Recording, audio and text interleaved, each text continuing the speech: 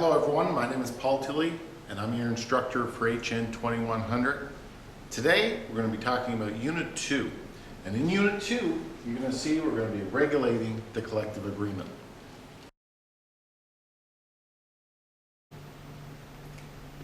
So developing a collective agreement, this is the next stage. So the next stage is you form your union.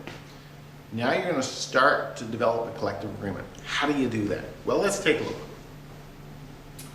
Well, collective bargaining is a multi-stage thing. It doesn't happen in an hour, it doesn't happen in a week. It tends to go on for an extended period of time. And it's a process for which union leaders and the management personnel negotiate common terms and conditions of employment. Through the collective bargaining process, unions and management try to reach an agreement on such issues as pay, pensions, workload, and holidays. Once an agreement is reached, the contract is called a collective agreement. It's signed by both sides, and it stays in effect for the term of the agreement, usually from 1 to 3 years. So if we look at the bargaining cycle begins with representatives from the union and management getting together to negotiate a contract. The bargaining zone is reached, which is a reasonable range of options acceptable to both parties. So the union will go in with certain demands, management will go in with certain demands. Where there's an overlap, that's where the solution is, somewhere that is a common area of interest that will work.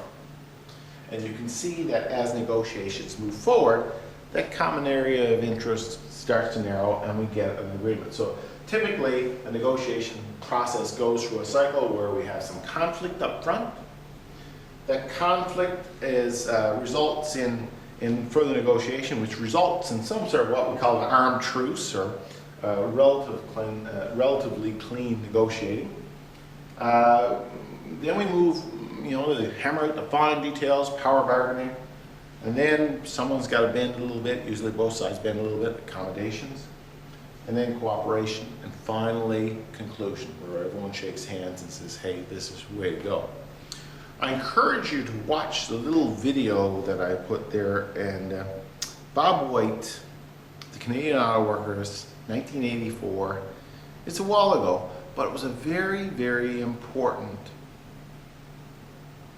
part of Canadian labor, because this strike that occurred with General Motors set the stage for the development of the Canadian Auto Workers Union, which is a big union in Canada and represents many industries here in Newfoundland and Labrador.